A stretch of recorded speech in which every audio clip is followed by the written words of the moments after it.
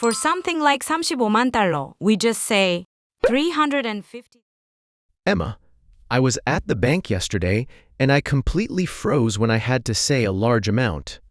I wanted to say 1200, but I just pointed at the screen because I was so confused.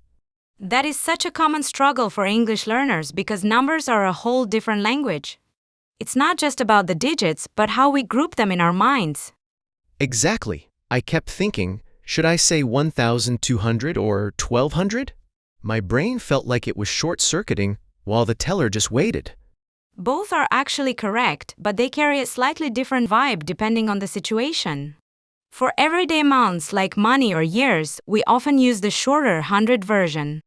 Really? I thought 1200 was just slang or lazy English. I was so worried about being informal that I ended up saying nothing at all. Not at all. It's actually very natural and often much faster for native speakers. Think of it like a shortcut that helps the conversation flow better. Okay, so if I see 1500, I can just say 1500? That sounds so much easier than navigating the 1000 part. Yes, exactly. We love grouping things into two-digit chunks because it's less mental work. But then I saw a number like 1500 and I got stuck again.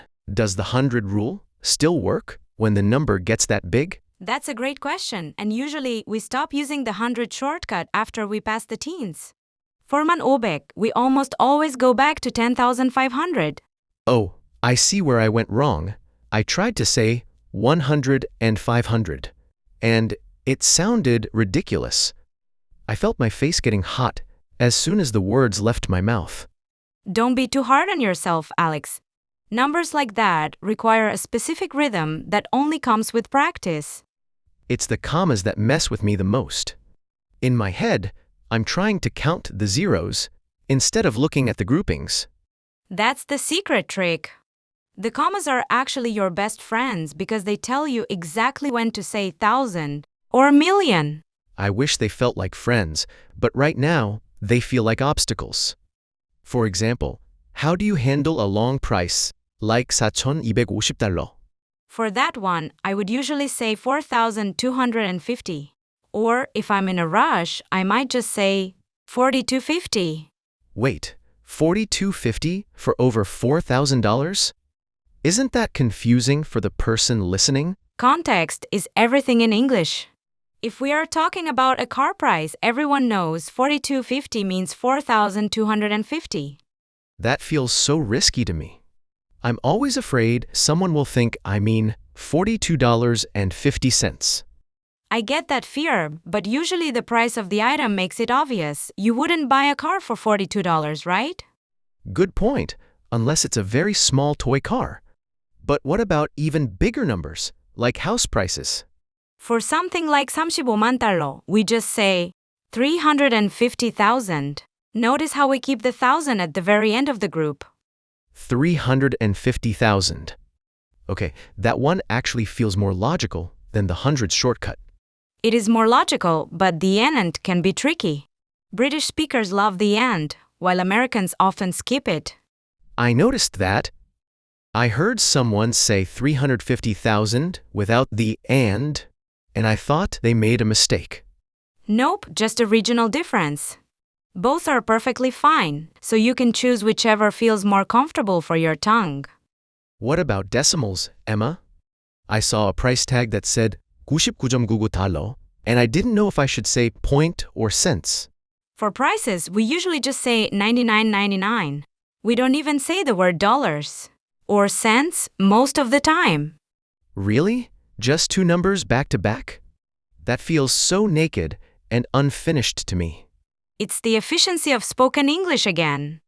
If you say 99.99, people immediately understand it's a price. Okay, so 99.99. But what if it's a scientific number, like 0.5? For math or science, we definitely use the word point. You would say 0.5 or just 0.5. I remember saying 0.5 once because of how we write it in my country. The teacher looked at me like I was from another planet. That's a classic mistake. In English, we use a period for decimals, so we always say point. Point for decimals. Comma for thousands. I need to burn that into my brain. It's a physical habit as much as a mental one. You'll get used to it the more you say it out loud. Let's talk about years, because that's another area where I always stumble. How do you say 2024?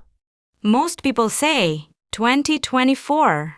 We split the four-digit year into two separate two-digit numbers. That's what I thought. But then I heard someone say 2024. Is that person just being fancy? Not necessarily fancy, just a bit more formal. After the year 2000, we started using 2000 more often, but 20 is coming back now. So for the year 1995, nobody says 1995? That sounds like a workout for the mouth.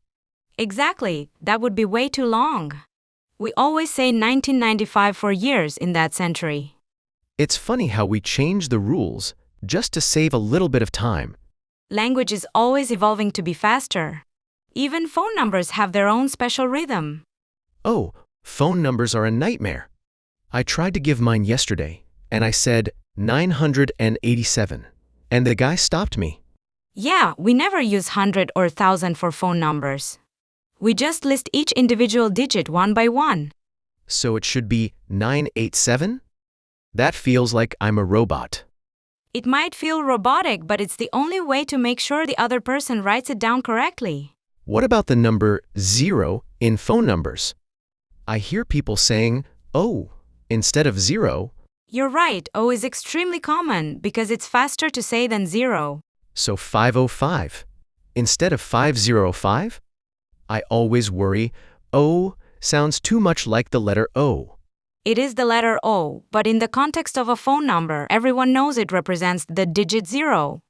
It feels like English is just a series of shortcuts hidden inside a trench coat. That's a great way to put it. We also do that with large, rounded numbers like tank. I see that on social media all the time. Does the K just stand for thousand? Yes, it comes from kilo. So if someone says they have 5K followers, they mean 5,000. Can I use that in a conversation? Like, this phone cost me 1K? You can, but it's very casual. I wouldn't use it in a serious business meeting or at the bank. Good to know. I'll keep my Ks. For my friends. What about the word grand? Grand is another slang term for $1,000. 5 grand means $5,000. I heard that in a movie once. I thought they were talking about something being grand or large. It does mean large, but in slang, it specifically refers to that 1,000 unit. Is it plural? Do people say 5 grands? No, it's always singular. Even if it's 10,000, we say 10 grand. Numbers are starting to feel more like vocabulary words than math. They really are. And then there's the million and billion confusion. Don't even get me started on those. They have so many zeros, I lose track. The trick is to treat the number before the comma as a simple, small number. So 400만, I just say 5 and then add million? Precisely. If it's 520만, you say 5,200,000. 5,200,000. It's like building a tower with blocks. That's a perfect metaphor. You just stack the million block on the 1,000 block. What if there's a small number at the end, like 500만 이론? Then you say 5,000,001. We usually skip all the middle parts if they are zeros. That makes sense. I once tried to say 5,000,001. Oh no, that must have taken a long time to say. It did, and the person I was talking to just stared at me until I finished. We've all been there, Alex. It's part of the learning process. Let's go back to smaller numbers for a second. How do you say 0.75 as a fraction? We would say 3/4 or 0.75. Honestly, just saying it out loud makes the fear disappear. Thank you for making these scary numbers feel so much more approachable today. Welcome, Alex. It's all about taking that first step and not being afraid to sound a little Robotic while you learn. I'll definitely keep these shortcuts in my pocket for my next bank run. It feels like I finally cracked a secret code.